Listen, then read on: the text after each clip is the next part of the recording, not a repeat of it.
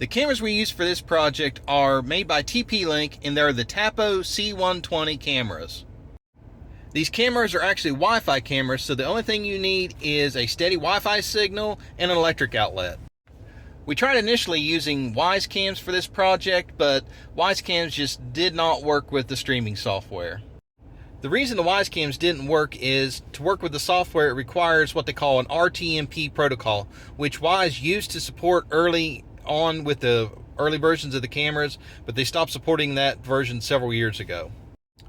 And there are people going to be saying, yes, you can modify it and do this and that to make the WiseCams work, which I tried, but with this setup, it just was not reliable, and there was too many steps to make it worth the while.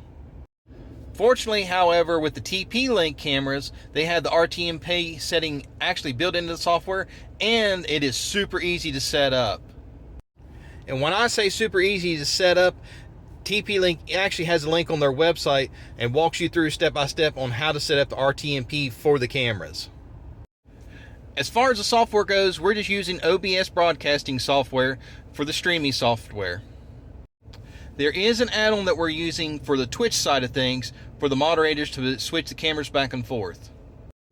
The software we're using for that is actually a website called TriggerFire, and it works with your local OBS software. To make it work, you have to link TriggerFire with your actual Twitch account, and then link it up with your OBS software locally on your computer, and then you can start making your commands for type in this command, this happens, and so on and so forth. Depending on which Tapo camera you want, most of them are under $100.